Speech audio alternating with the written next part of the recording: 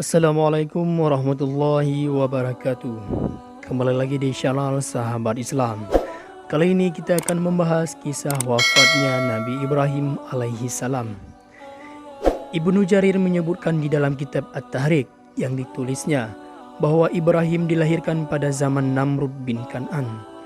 Namrud adalah seorang raja yang terkenal yang disebut sebagai Raja 1000 tahun dan memegang penuh pemerintahnya dengan kesewenangan dan kezaliman. Sebagian ulama menyebutkan bahwa ia keturunan dari Bani Rasib yang kepada mereka diutus Nabi Nuh alaihi salam, di mana pada waktu itu ia merupakan seorang raja dunia. Mereka juga menyebutkan bahwa ketika itu ada suatu peristiwa di mana ada bintang muncul yang meredupkan cahaya matahari dan bulan, sehingga peristiwa itu membuat semua orang terhenyak takut, bahkan Namrud ikut cemas dan ketakutan.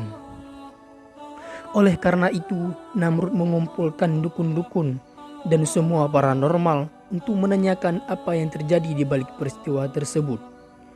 Dukun dan paranormal itu berkata, telah dilahirkan seorang anak dari rakyat Anda, di mana ia nantinya akan menjadi penyebab hilangnya kekuasaan Anda. Maka Namrud memerintahkan agar tidak membiarkan hidup setiap kelahiran anak laki-laki dan membiarkan hidup anak perempuan. Setiap anak laki-laki yang dilahirkan pada waktu itu harus dibunuh. Ibrahim alaihissalam adalah suatu dari di antara anak-anak yang dilahirkan pada saat itu. Maka Allah subhanahu wa ta'ala melindunginya dari kejahatan orang-orang kafir, hingga akhirnya ia menjadi seorang anak yang tumbuh dewasa, cerdas, tampan, dan gagah berani. Ibrahim alaihissalam dilahirkan di Suus. Ada juga yang mengatakan bahwa Ibrahim dilahirkan di Babil. Ada pula pendapat yang menyatakan bahwa ia dilahirkan di Sawad, sebuah daerah di Kushi, di Irak, di Babil, dan di Mekah. Sebagaimana disebutkan sebelumnya dari Ibnu Abbas, bahwa Ibrahim dilahirkan di Barzah, sebelah timur Damaskus, ketika Allah Subhanahu wa ta'ala membinasakan Raja Namrud melalui tangan Ibrahim. Ia lalu berhijrah ke Hurran, kemudian pindah lagi ke Syria, lalu menetap di Ilya sebagaimana yang telah dikemukakan sebelumnya. Selanjutnya lahirlah Ismail dan Ishak. Sarah meninggal dunia lebih awal dari Ibrahim di Habrawan dan terletak di negeri Kan'an dalam usia 127 tahun sebagaimana yang dikemukakan oleh Ahlul Kitab. Ibrahim merasa bersedih atas meninggalnya Sarah, bahkan sempat menangis memohonkan rahmat kepada Allah Subhanahu wa ta'ala buatnya. Kemudian ia membeli sebidang tanah kepada Afrun bin Sakran Muqarraha seharga 400 miskal, lalu memakamkan Sarah di tanah tersebut. Mereka juga menyebutkan bahwa setelah itu Ibrahim alaihissalam melamarkan puteranya Ishak kepada Rifkan binti Bituwail binti Nuhur bin Tarih.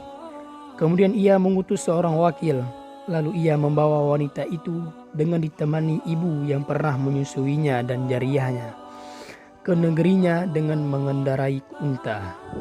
Selanjutnya masih menurut mereka, lalu Ibrahim alaihissalam menikah dengan Kantura binti Yaqtan dari kalangan kaum Kan'an. Dari perkawinannya dengan Kantura lahirlah Zamran, Yakshan, Madan, Madian, Syiyak, dan Su'ak.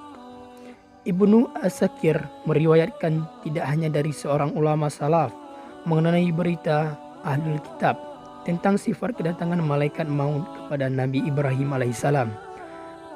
Banyak akhbar yang datang dari Ahlul Kitab dan mengenai kebenaran akhbar itu hanya Allah yang lebih mengetahuinya. Menurut suatu pendapat, Ibrahim alaihissalam meninggal dunia secara tiba-tiba, mendadak. Demikian halnya dengan Daud dan Sulaiman.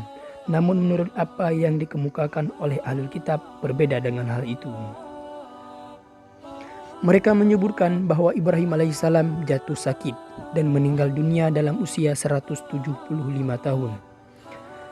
Ada yang mengatakan ia meninggal dunia dalam usia 90 tahun, lalu dikuburkan di sebuah gua yang terdapat di daerah Habrawan di samping istrinya Sarah.